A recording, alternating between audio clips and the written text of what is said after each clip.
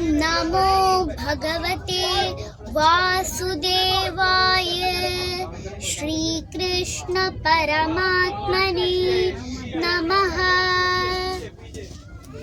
अथ पञ्चदशोऽध्यायः पुरुषोत्तमयोगः।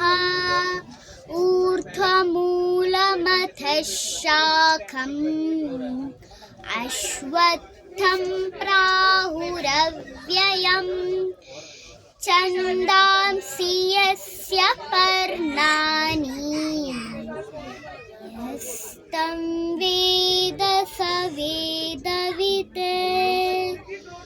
अथश्चोर्ध्वं प्रसृतास्तस्य शाखा गुणप्रवृद्धा विषयप्रबलाः।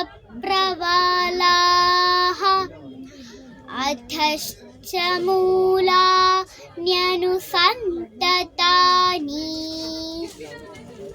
कर्मानुबन्धीनि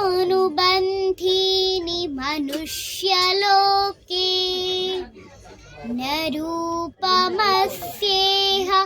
तथोपलभ्यते नान्तो न चादिर्न च सम्प्रतिष्ठा। अश्वत्थमेनं सुविरूढमूलम्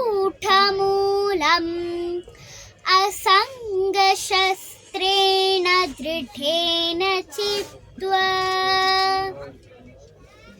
ततः पदं तत्परिमार्गितव्यम् यस्मिन् गता न निवर्तन्ति भूयः तमेव चाद्यं पुरुषं प्रपद्ये।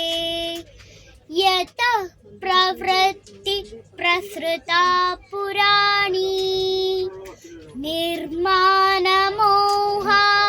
जितसङ्गदोषा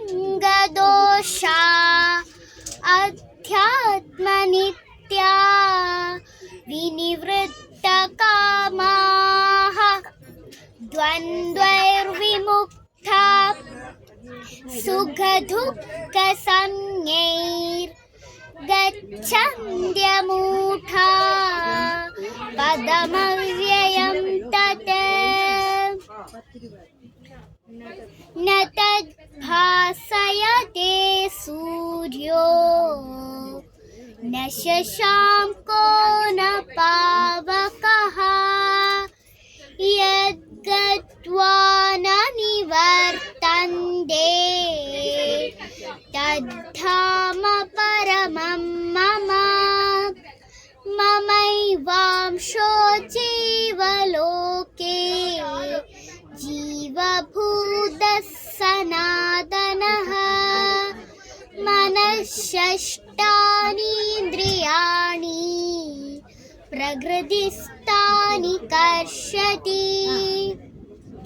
शरीरं यदवाप्नोति यच्चाप्युत्क्रामतीश्वरः गृहीत्वैतानि संयाति वायुर्गन्धानि वाशयात्। हरि ओम्।